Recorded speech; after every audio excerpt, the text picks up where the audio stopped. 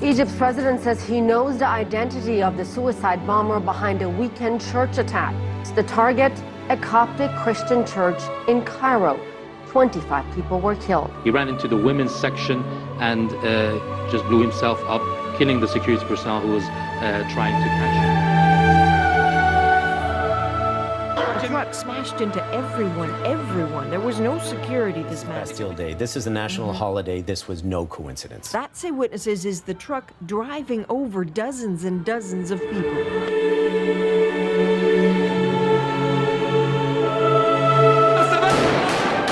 Caught in the crossfire of Syria's civil war, Aleppo is being destroyed. Empty, much of it reduced to rubble.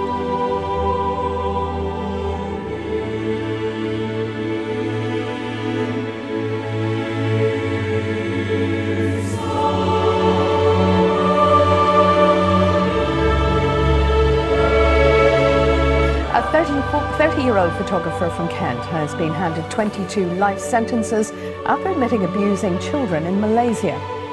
Richard Huckle's victims were aged between 6 months and 12 years old. It's thought he may have abused up to 200 children. Harvesting organs, fetal tissue like this, is illegal. They're admitting on tape, oh, there's laws up for interpretation. They're admitting it. Sean, it is not illegal to donate body parts. It's illegal what they're doing. Illegal, She's explaining it three specific statutes to you. That is her. She's not a prosecutor.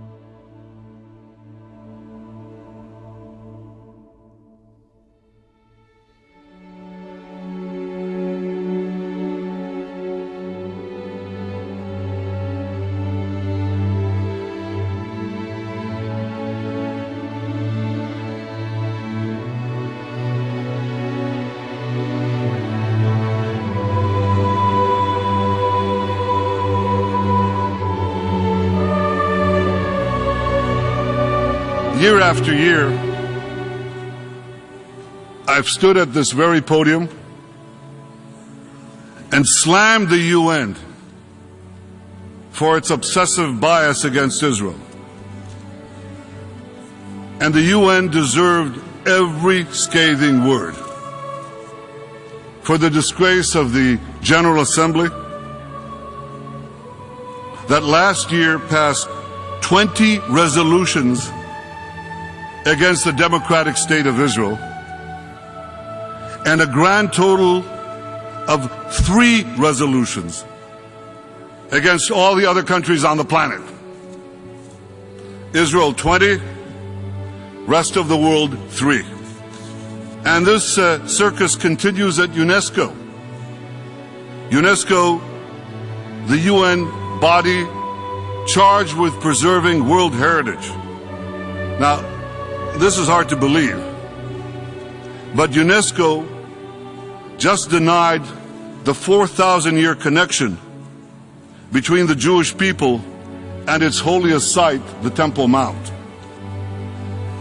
That's just as absurd as denying the connection between the Great Wall of China and China.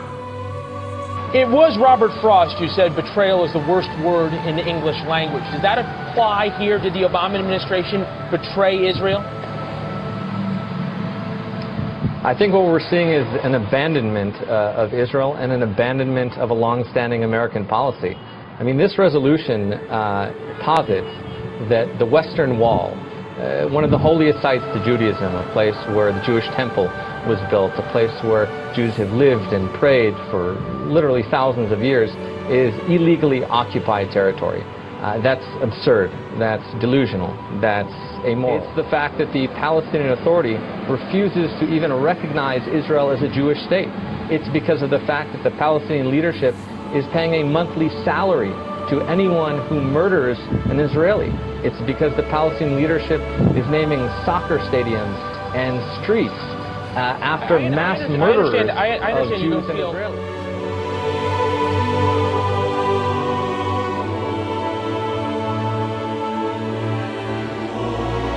Rodrigo Duterte was sworn in as president of the Philippines, with some hoping his maverick style will energize the country, but others fearing he will undercut one of Asia's liveliest democracies amid threats to kill criminals en masse.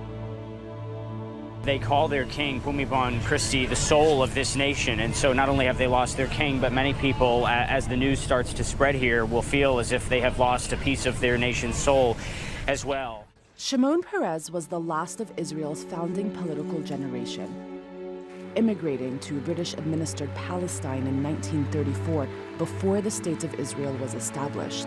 Today, Britain got a new prime minister, Theresa May, a career politician. She is the first woman to hold the office since Margaret Thatcher in 1990. The longtime Cuban leader, Fidel Castro, has died. He was 90 years old. His death was announced by his brother Raul on Cuban state television just a few moments ago. South Korea's first female president impeached, lawmakers ousting her over a corruption scandal, hundreds of protesters cheering in the country's capital as lawmakers made that decision. The Italian Prime Minister Matteo Renzi has announced his decision to resign following a heavy loss in his referendum on constitutional reform. Early results of the poll show the no vote leading with 59.5%.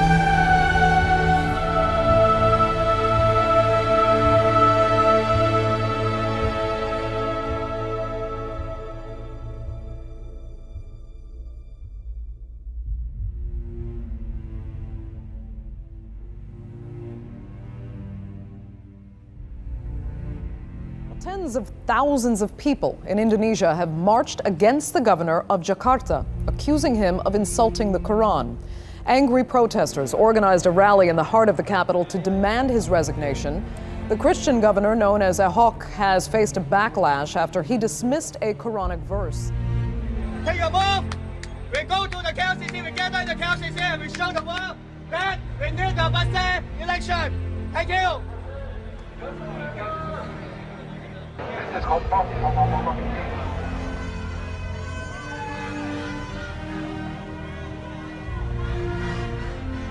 Oil-rich Venezuela. There's no hiding today's reality. People queuing all night for food and medicine. Inflation at over 700%, the highest in the world. Murder and kidnapping out of control, while Venezuelans who can flee their country, once a magnet for immigrants. The sun has risen on an independent United Kingdom. After the people in Great Britain voted to exit the European Union, Prime Minister David Cameron has now announced his resignation. Last night, I congratulated Donald Trump, and I'm sorry that we did not win this election. I've just received a call from Secretary Clinton. She congratulated us on our victory.